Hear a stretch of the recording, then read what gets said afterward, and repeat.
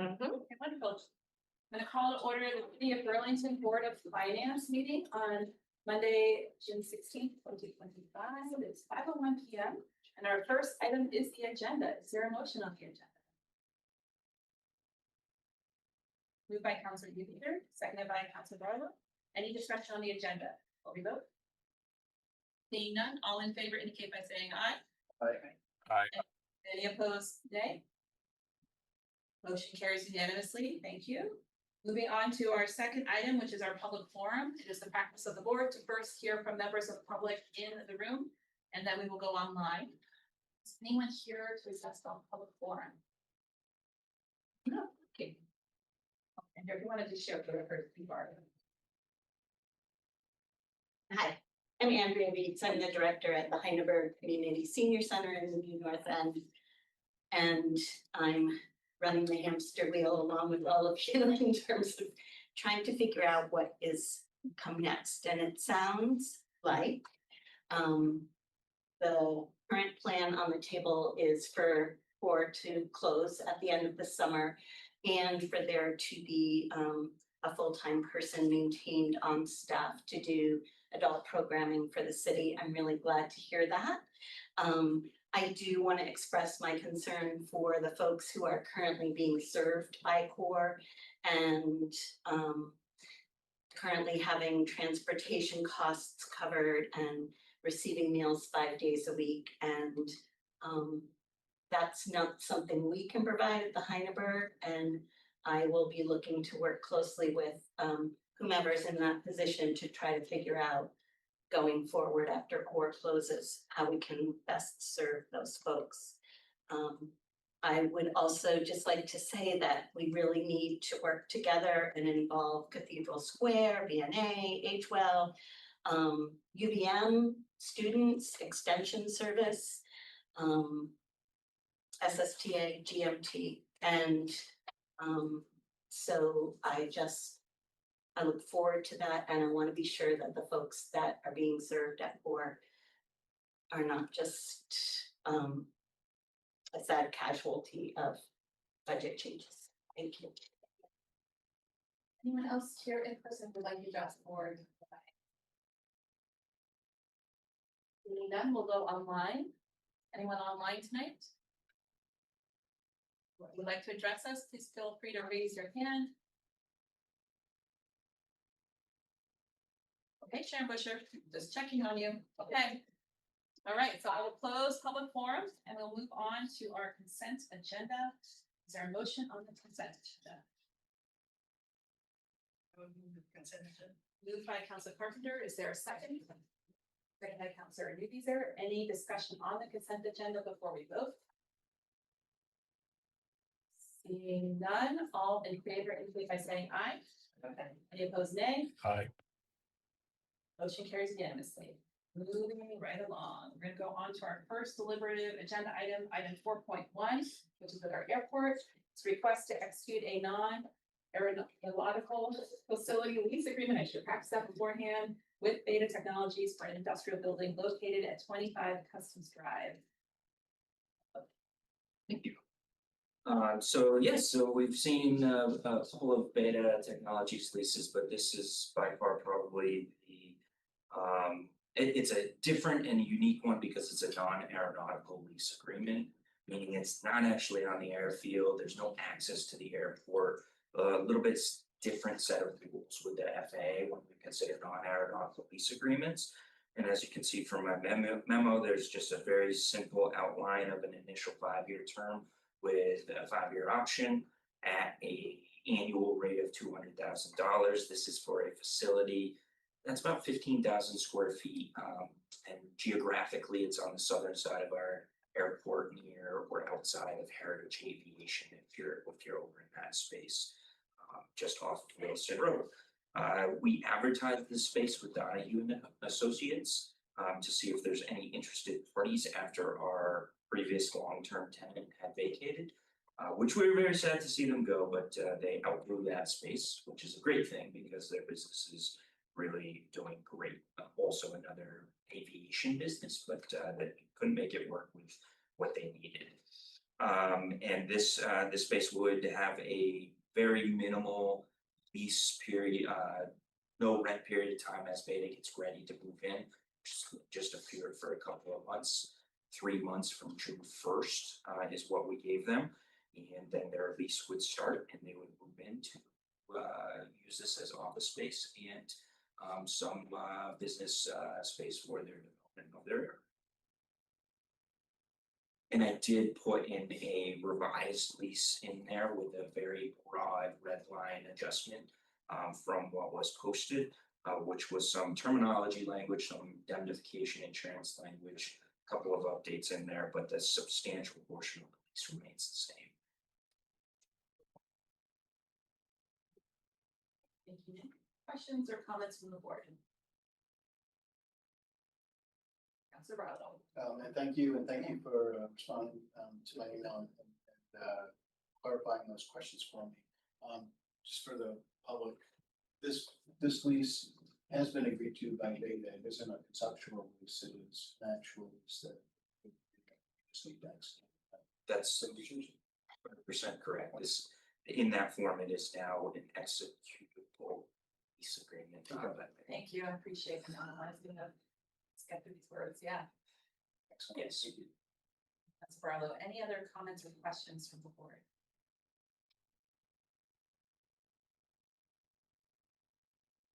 Okay, are you ready for a motion?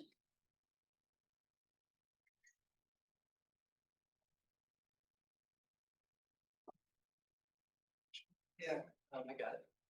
I will move to approve amendment city council authorizing the mayor, city of Burlington, execute the non-aeronautical facility lease agreement subject to final review by the city attorney's office to take such further actions.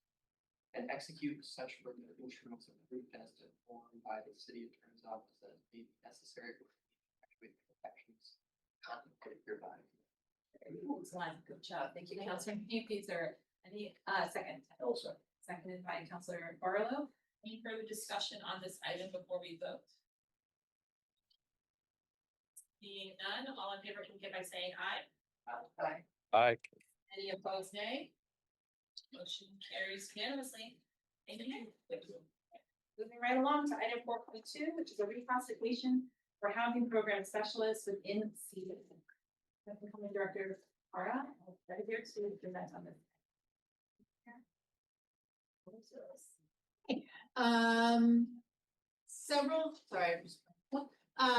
Several months ago, there was a shifting of responsibilities, for some of our programs, most notably the Continuum of Care grant.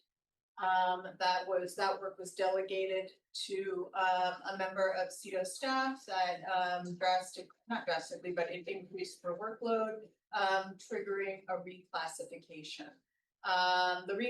For clarity's sake, because I did receive an email from Councilor Carpenter, this reclassification is not related to the Modern Gov initiative or the layoffs that occurred several weeks ago. This happened several months ago. And we're just coming to you now for this reclassification. The reclassification will be covered by the grant funds, so it has no impact on the general fund. The other thing, Cara, just to make note of that's unique about this, because I think it is important just to speak to the grievance, each piece of it. Sure. Yep, so initially, the work had seemed very much in line with the original job description. And Human Resources had deemed it not eligible for a reclass. That was grieved, and due to that grievance, a reclass was then deemed necessary. The reason I just want to highlight that is slightly unusual in the context of trying to be measured around the reclassification spring forward, but in order to resolve this in a fair way that honors this grievance that was brought forward by ASME, that's the context a little bit for this particular request. Anything else, Cara? No questions? Yeah. My question, I just had asked Kara to explain this to me, like essentially who's left doing housing and where this position fits in. And I now appreciate that that's irrelevant piece of information, but I'd still like to understand after June 30, what position this is assigned to, so to speak. Sure, so we, there are currently two individuals who are focused on housing. In the department right now. One of them has submitted their resignation, also unrelated to the reorg, but had been something that this individual was looking to be doing previously. And that job has been posted. And we are currently in the cataloging phase of the work and trying to figure out how best to delegate that work. I will remind the counselors on the Board of Finance that I am not currently the director of CEDO, but I am assisting and very involved in trying to delegate that work. So we do have those two individuals working on housing. We are posting a position for public-private partnerships, which is the other side of the housing. So we have the grant, so the Housing Trust Fund, home ARP, continuum of care. We currently have two individuals working on that. We're hiring a full-time position to work on the development projects, Memorial, Secord, Cambrian Rise, et cetera, the public-private partnerships. So there will be 3 people very soon, as well as myself being very involved in the housing. I've currently taken on the large development projects almost completely from the current director, and I'm stewarding those myself. And so we're gonna rehire or planning to rehire the position where somebody has given the resignation. Yeah, that's already posted and we are receiving applications, right? Yes. And to round that out just a little bit further, of course, our Sarah Russell, our specialist in homelessness, which I consider more of the housing team, remains in that position, and we'll be hiring for a 0.5 FTE, which was part of the Modern Gov initiative. And I would also count that the Office of Planning, I'll be speaking to this a little bit more at my mayor update upstairs at the council meeting, is robustly starting to lean in also on sort of planning and part of our comp plan and the housing piece. I'll speak a little bit again tonight to that. So it's more than just CEDO, but we're really thinking across departments on how to really develop a strategy in anticipation at some point of hiring that new position that I proposed in this year 26 budget. Councilor Carpenter. I'm fine with this reclass, particularly since it was grieved, and that's okay. Just a editorial comment that in this next year, and this would be more Modern Gov, that as we look at the housing functions, where they should be, what they are, and this relates a little bit to this because the city of Burlington has, over the many years, has often taken on special programs. And I encourage us to see if they necessarily need to remain with us. And so this is the accounting for continuum of care. This is lead. This is CDBG, which may not even be, and this is home, which may not be. Yeah, that's not clear yet, but And so I just want us to look at those opportunities. Are we the most unique person to do this? And I understand all the history about why, but I just encourage us to, as we compress, look at some of these, they're administrative and they're really key, important things. But, are there other providers?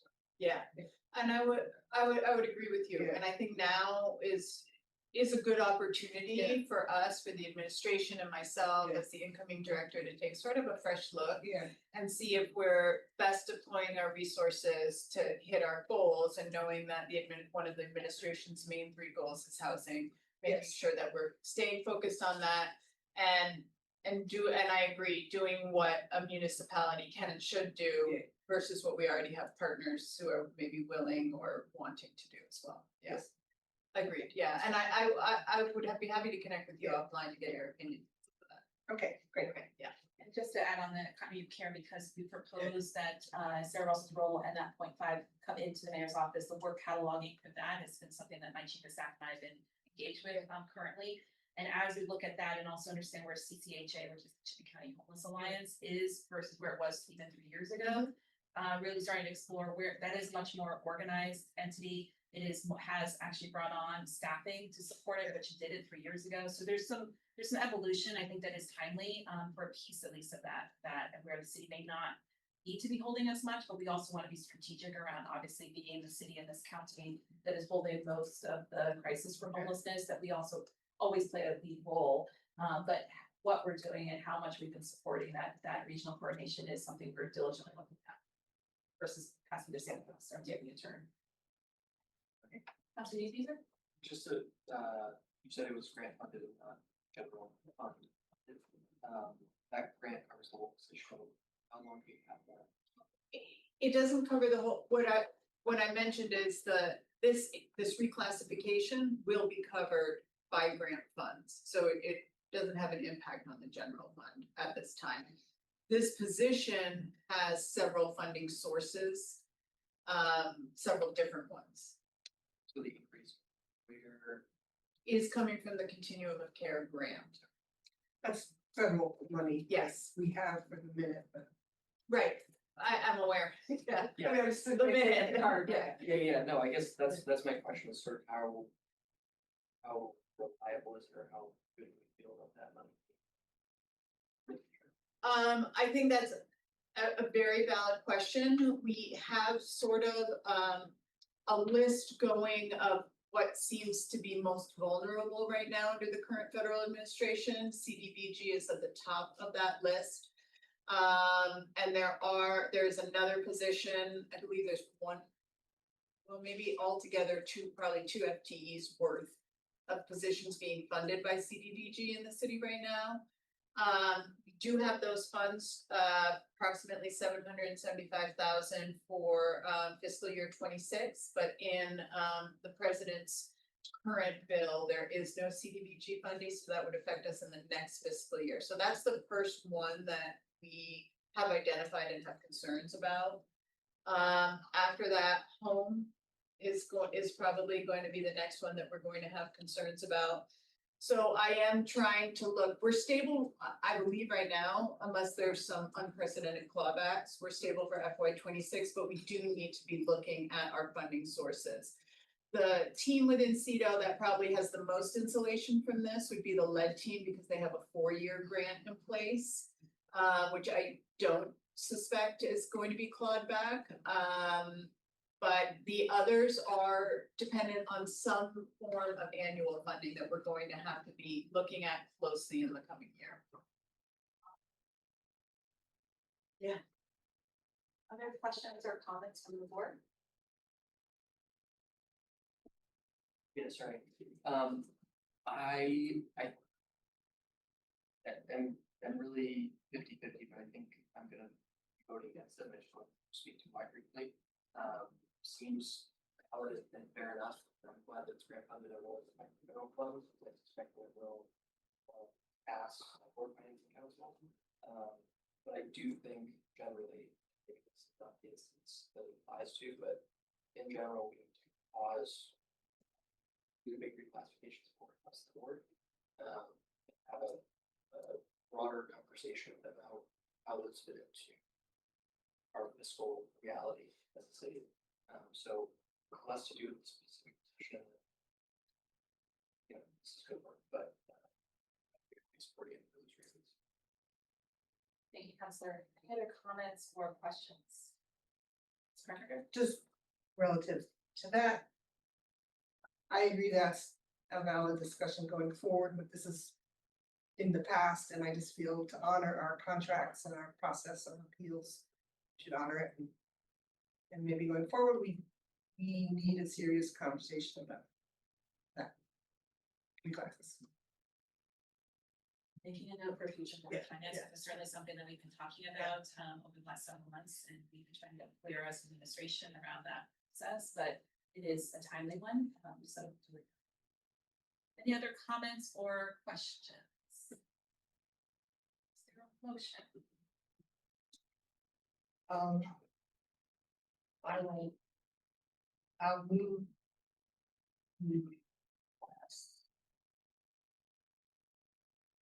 I will move to approve and authorize the reclassification of the housing program specialist, a regular full-time non-exempt ASME grade 17 position to a regular full-time non-exempt ASME grade 18 position in the community economic development office. Thank you, Council Carpenter. Is there a second? Second. Seconded by Council Barlow. Any further discussion before we vote? Seeing none, all in favor indicate by saying aye. Aye. Any opposed? Nay? Motion carries 4-1. What happened to 4-1? I didn't. I know that Counselor, these are voted in the negative. That sounds nice. Okay. City's ready. Thank you, Cara. Thank you. Moving right along, we're gonna move now to item 4.3, the creation of a limited service interim deputy chief of operations position. We have our chief here. Sure, welcome. Thank you. Been the board of finance yet? First time for everything. Right? Yeah. So, thank you so much. A pleasure to be here. So, the current deputy chief operations position is vacant. It was vacated last fall when Wade LeBrecq retired. The previous administration had identified that there was a lack of internal candidates suitable for the role. The previous administration, police department administration, launched a national search, which I picked up halfway through. The process concluded and identified a former Burlington police officer who retired at the rank of lieutenant in 2021. His name is John Young, as our preferred candidate. John's been, he spent the last 4 years with Vermont Gas as in a leadership role there. He's misses policing and specifically misses policing here in the city of Burlington, which adds to his candidacy and his qualifications. In terms of his limited service status, he would be in this role, which we have drafted a new job description for with the help of human resources. He'd be in this role for 3 years. I see this as an excellent opportunity as leading a transitional leadership team in order to afford us some time, some immediate competency and credibility within the organization and the community, where we can focus intentionally on developing the leaders that the BPD is going to need from within in the years to come. This proposal is slightly budget friendly in the sense that there isn't the pension obligation, city pension obligation with a limited service opportunity.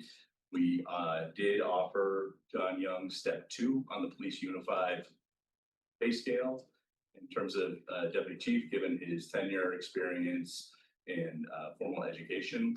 And with that, I guess I bring up to any questions that you may have. Sure. Questions or comments? Councilor Ringer. I just sound like a reason, but curious, like the 3 years, I mean, I'm assuming perhaps because he doesn't want to be here 10 years. I mean, something like it. I'm just curious. So that is actually outlined in the comprehensive personnel manual. I believe it comes directly from the charter. Limited service positions can only exist up to 36 months before the department needs to make a decision. I will say John is at a spot in his career that he's looking for a place to be for about 3 years or so. And that is, a great opportunity for both the city and John as an applicant. Thank you. Other questions, Councilor Barlow? Yes, thank you. Who's acting in this role now? Or is this going to be sort of acted on by multiple people? Yeah, it's multiple people. It's Deputy Chief LaBarge shoulders a lot. I do a little bit, and Shannon helps us as well in this regard. Where I see our vulnerability is that we don't have consistent leadership and mentorship in our patrol division, which is really the rigor of our police department. There's 2 things we absolutely have to do. We have to have people in the dispatch center to answer the phones and to dispatch our public safety resources. And then we have to have on our side of the house police officers in order to go. And in terms of trying to really get the patrol division focused on certain tasks, focus back on a degree of neighborhood policing we feel that we can do with what we have, and also spend the time mentoring and developing our leadership.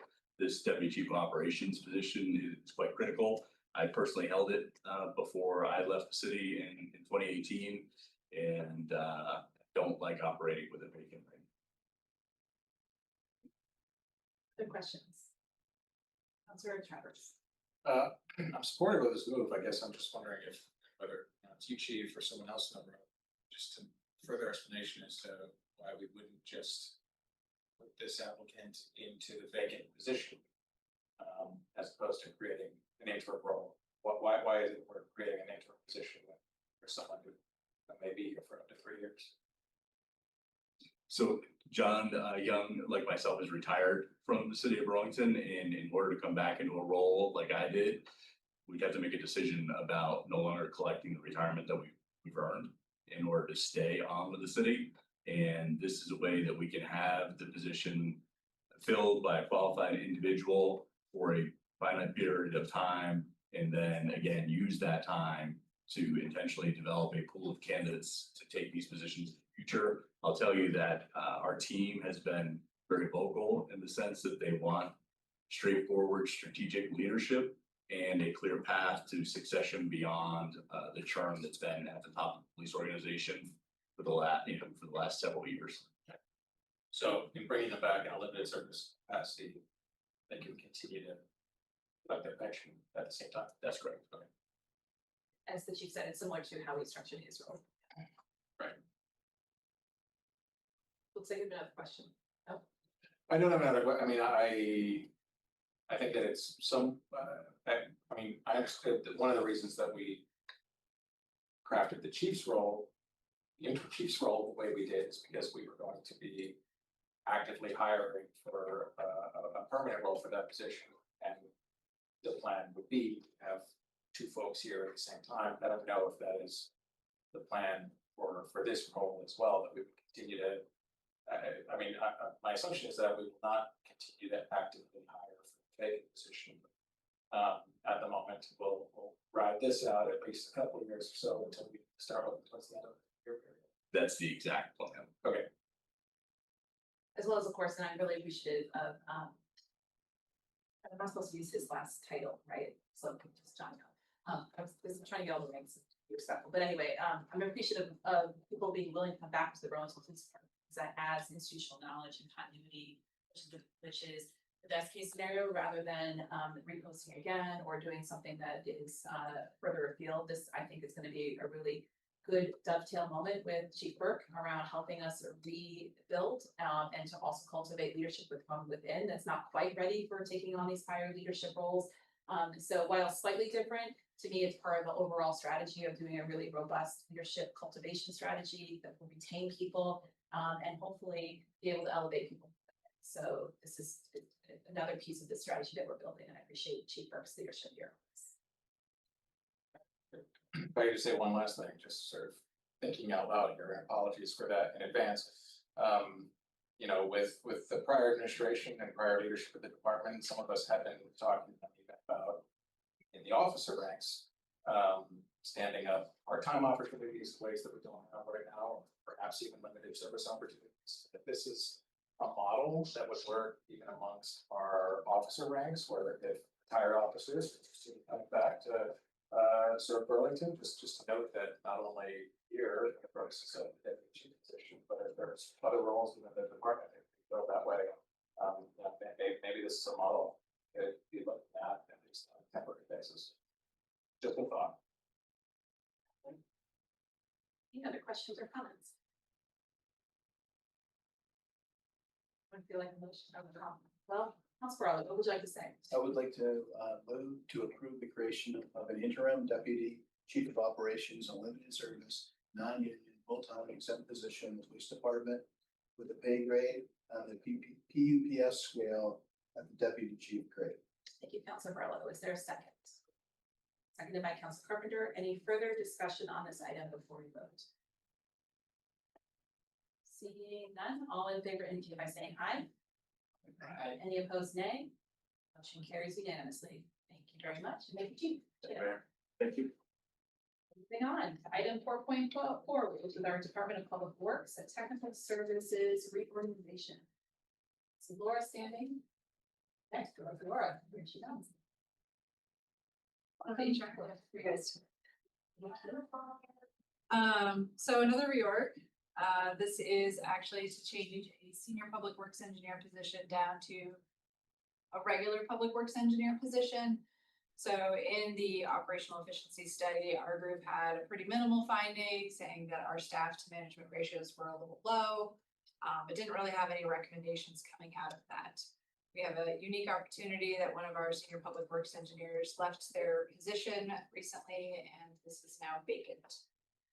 So it seemed like a really good time to be able to shift some of these ratios and try out a new structure. I will say, within the engineering group, it is very taxing work that we do. And that is one of the reasons why we had structured ourselves with these lower ratios. Happy to try this out, see how this works. We are definitely not able to cut an engineering position at this time, and so this is kind of the best of the balance of both worlds. Financially, the billable work that this position would do is very similar to our senior engineers, as they do a lot of billable work themselves. So really, it's essentially budget neutral, might be a little bit in the benefit of the city overall, just going from a grade 22 to a 21. Additionally described here, our senior planner will take on the supporting role of overseeing more of our staff. This position is currently held by a professional engineer, and so it is still appropriate that this position supervises other engineers and can be their mentor. Laura, questions or comments from the board?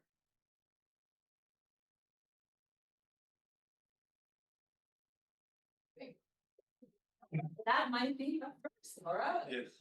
Good.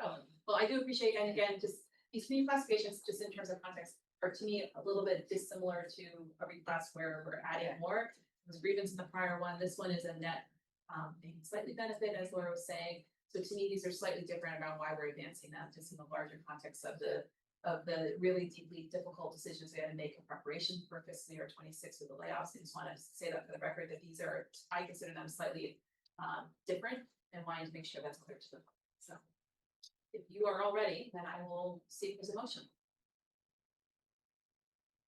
Councilor Barlow. I will move the recommended action on similar. Yes, you may. Okay, is there a second? Councilor Travers, thank you for the second. Any further discussion on this item before we vote? Seeing none, all in favor indicate by saying aye. Aye. Any opposed, nay? Motion carries unanimously. Very much. Thank you. All right, moving on to item 4.5, the authorization for up to $2,192,700 step 2 loan, Boston Water Safe Revolving Fund, and for amended engineering contracting. Right here's we're up to 2.1. I'll say $2.1 million for main wastewater plant improvement stage 1. That was a mouthful. Welcome to CEDO Water Resources. Thanks. We'll give an intro. So this is the bond. This is the sustainable infrastructure plan bond vote moving forward. The previous work has led up to all the planning that went into the bond, and that is $643,800. So that is the previous work that was done by our consultant. This is advancing to 35% of the final design, which adds approximately $1.5 million onto that contract. And this is the work, just as a quick recap, where we're doing significant improvements at the main wastewater plant.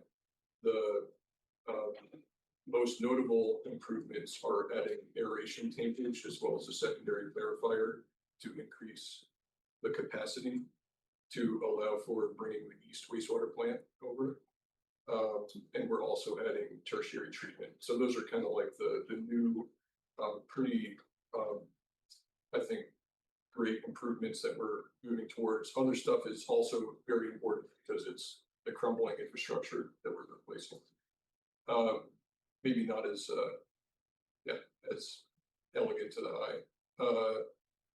So the total cost when we go to 100% of the final design would be approximately 4.5 million, and that includes the 1.5 35% final design contract. Anything else? Let's say what's not included and why we're not bringing the full kit and caboodle to you all is the cost of the construction management at risk or value engineering component, right? We need to get it kind of to this 30-35% mark in order to then put that out to understand what those additional costs are. So we don't want to have conversations about the big final number until we know all of the numbers. And we're still working with the state. I think we've had some good conversations about the construction management at risk process. It is new, it's innovative. They're wrapping their heads around it. They're making sure that it's allowed with state statute, but we're pushing pretty hard. We have another meeting with them tomorrow. I think it's tomorrow, Wednesday. Okay. Yeah, and so, as promised in our resolution, we are still working to be able to report back to you all, by August. And then once we get this going, we'll start to figure out what those numbers look like. Team, questions or comments from the board? Mr. Rowland? And thank you, and you anticipated my question was about the construction manager. So you feel like you'll be having conversations with the state and then bringing that back with the subsequent asks? Potentially in a conversation Yes, about yeah, whether I or not. Yep, and but we had to, like, I think we can't even necessarily put it out and start understanding what the additional costs or changing Right. costs might be, right, for the design portion, and the whole intent of this is you might spend a little bit more money upfront, but hopefully you're coming out with a better, more solid, less change ordery final project, which I think particularly in this environment with like all the things that are happening, it would be good to have that kind of partnership with somebody. So we're still very interested in CMAR. We just don't know exactly what the nugget is until we get a little bit more stuff on the paper. We can't even figure out what that nugget is. I'm pretty sure that's exactly the model as we're sort of contemplating this project that they use on the high school project, which is around $200 million. Yep. So I don't know if any of their experiences or any of their sources might be helpful. You want the city and or the state. Understand. Yeah, I think my approach right now is to try to get the state there on their own. If they are having a hard time and they finally say, no, we can't do it, then I probably will then bring additional resources. Like I don't want to push on them too hard with the hope that I think they're gonna get there on their own, but we have many things in our back pocket, I think, should be not like an answer that they give us at this moment. I think we've given them quite a bit of resources, Yeah. but yes, there's more. And our city attorney, Eric, has been great with establishing the legality of it. It is completely fine. I think they just have to wrap their heads around it because they haven't done it, and we need to make sure that because we still want to fund a significant portion of this project through the state revolving fund. There are certain legal statutes with that, and I think that's what they're struggling with, is making sure that it's legally allowed to be able to do that. And if it's not, then maybe we need to go for a legislative fix for that. Yeah, thank you. That's perfect. Just a comment, I think that's the right approach, and certainly also talking to the large housing people and VITA, because I think it has been used in other venues. Maybe not with the revolving one from here, Right, but yes. I know it's been used on the housing side, I'm suspecting maybe VITA's had projects there. I think even Burlington and General Services at the Yeah. state has done it. It's just nobody's done it with Vermont SRF dollars. And there have been other states that have done it with SRF. So we know that Region 1 EPA is okay with it. It's just about getting the current people sitting in the chairs at Vermont DEC comfortable with it. I think we're getting close, but we're probably gonna have to start pushing on them a little harder as we get into summer to get their final sticky points. Other comments or questions? You're a very efficient group today. I appreciate it. Is there a motion on this item? Councilor Barlow. I will move to approve and recommend that the city council adopt the attached resolution authorizing step 2, $2,192,700 amended loan from the Vermont Water State Revolving Fund and a $2,192,700 amended contract with Wright Pierce for the stage 1 main wastewater plant improvements project, as more specifically set for attached resolution. Stop as long as the title was for this agenda item. Thank you, Councilor Barlow. Is there a second? Second. Thank you, Councilor Travers. Any further discussion before we vote? Seeing none, all in favor indicate by saying aye. Aye. Any opposed, nay? Motion carries unanimously. Thank you very much, team. And on to our last item, which we're seeing all of our departments, it feels like tonight, Burlington Electric Department. I know, I thought we were speaking English. The things that we were. Wow. We confirm that. It's because of the long title. Yes. Thanks for speaking water. Whatever the practice, aeronautical. Yes, not aeronautical. This item is 4.6 authorization for the Burlington Electric Department revenue refunding revenue refunding bonds. Karen, welcome. Thanks for having us. Go right ahead. Okay. So this item, there's a resolution that's been prepared for the board and city council later tonight. That accomplishes two things. It would, for one, authorize the refunding of our 2014A revenue bonds, which were issued originally in 2014 for the purchase, to finance the purchase of the Winooski 1 hydro facility. That issuance allowed for redemption of bonds after July 1, 2025. So we would be refunding a principal amount of 6.544 million. That would allow for the redemption of the bonds still outstanding, cover some issuance costs, which are quite minimal at $35,000, and then it would also cover a tiny bit of interest that will be due between July 1 and in August, when we're expected to close on the issuance. Things of note related to that transaction. Number one, the Board of Elected Commissioners did approve supplemental resolution number 18 at the last Wednesday's Board of Elected Commissioners meeting. That's required because the supplemental resolution supplements the general bond resolution that the Electric Commission promulgated in order to allow BED to have a bond authority. The ultimate issuance of the debt is approvable by the City Council. Second thing to note is that we are planning to place this refinancing through the Vermont Bond Bank. It's a mechanism that we have not used before at Burlington Electric. It should provide for significant efficiencies and economies of scale. The bond bank only issues 2 pools a year, one in the summer and one in the winter. So this will be part of the summer issuance if approved. We've applied, we've submitted a loan application through the bond bank. Their board will need to vote to include this refunding in their assuming their board approves, they would price in July and then probably issue in early August.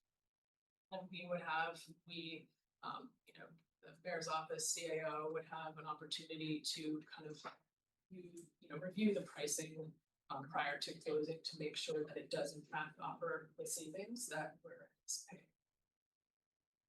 The savings here are modest, net present value of $168,000 over the 10 years of the refunding, but it will help, and it can be done through the bond bank to achieve the savings that otherwise this to go out the public issuance or private placement, the cost of issuance would just be too high, it would eat up all of the savings.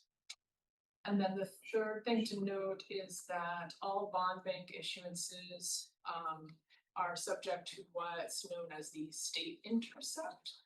And so for any reason, Burlington Electric were not to make a debt service payment timely, the state of Vermont would have the right to intercept any funds coming to the city from the state, not just BED related funds, but any funds to make the state whole, so to speak. We discussed that provision with the administration. The mayor and Catherine are supportive, but that's just something to note that is how these issuances will work. Questions on the refunding before I go to the second part of the city council presentation. And then the second thing that the resolution that's before the board and then will be before the council is as we did in late 2021, prior to the issuance of the 2022 net zero energy revenue bond, we are again asking the council to declare an intent to reimburse from the proceeds of the new revenue bond. We plan to issue the new revenue bond through the Vermont Bond Bank again, which means that we can't choose our timing. We will need to go with the bond bank's winter issuance in February or March. I anticipate that it's likely we will run out of funds in the 2022 revenue bond construction fund, however, before that. I'm projecting we'll run out of the construction fund from 2024 be exhausted like September, October. So this resolution requests authorization to sort of advance reimburse up to 5 million from the expected construction fund of the 2026 revenue bond. Just for cash flow purposes so that we can draw down advance. I think it's there and happy to take questions. Questions or comments? This is my own curiosity. Does our bond counsel advise this, or do we use the bond banks? Our bond counsel, Who is? Thomas Bolonier Cagizal, Paul Tinker Collins. Thomas Bolonier has advised that he or their, instead of personally, but Paul Franken Collins does advise the bond bank, but on sort of different matters, and so he feels professionally that there's not a conflict. And we're going through the bond bank because they have a higher credit rating. Yeah, that's, I think, a great move. This was more curious, and I understand the intent language as well, so it's. Yeah, the city's bond council has prepared the resolution and they'll do the opinion letter. And we'll work with the bond trustee to redeem the outstanding bonds, and then. Who's our trustee? Zion's Bancorp. Dusting off my. Any other questions or comments? Let's making eye contact, so I take that as a no. Is there a motion? Computer died. Okay. I That's was fair. So the House Carpenter doesn't have to make a motion. Perlo, ready? I will move the recommended action. I will take that. Thank you. Is there a second? Councilor Carpenter seconds. Thank you very much. Any further discussion before we vote? Seeing none, all in favor indicate by saying aye. Aye. Any opposed, nay? Motion carries unanimously. Thank you very much. Thank you. Mayor Beatty. And with no, I cannot believe this, y'all, with no other business for the Board of Finance, we're going to adjourn at 5:48 p.m. We have 12 minutes. Wow. Spend it all quickly. Don't see that sun. I don't, well, is it raining?